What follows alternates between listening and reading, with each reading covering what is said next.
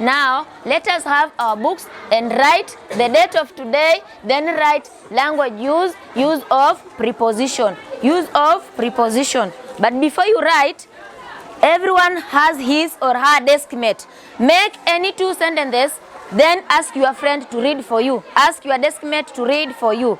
Make any two sentences, then ask your friend or your desk mate to confirm if it is right or wrong. Tell your friend, tell your classmate, make any sentence using the word between. Ambia mwenzako, unda sentensi ukitumia the word between.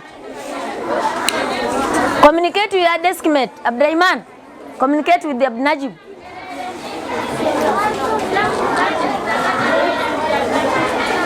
Mariam, what has Deka told you?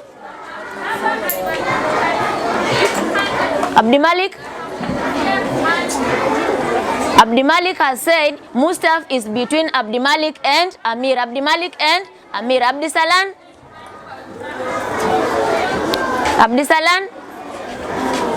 Farah?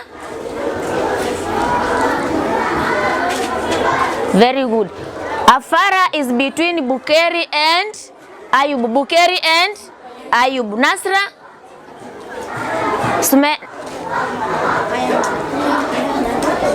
Yes. Safia is between Tracy and Hanan Jama. Hanan Jama. Now let us write language use of between, under, at, on, and above.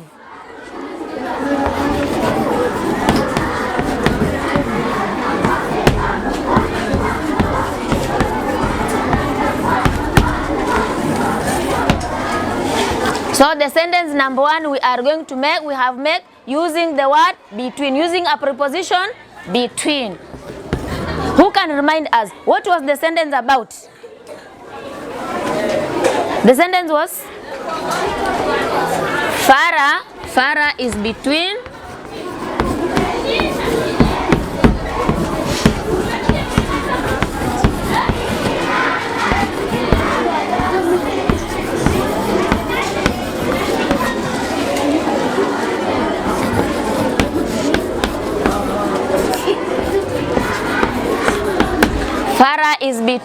Ayub and Bukeri.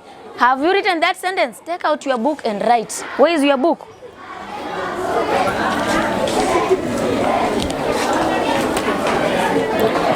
Sentence number 2. Sentence number 2 we use under.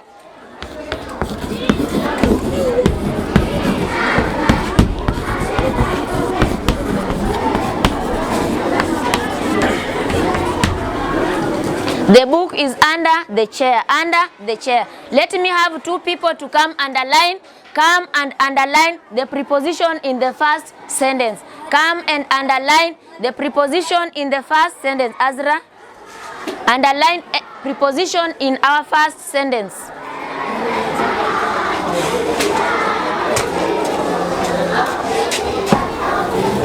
Very good girl. Clap for Azra. Clap for Azra.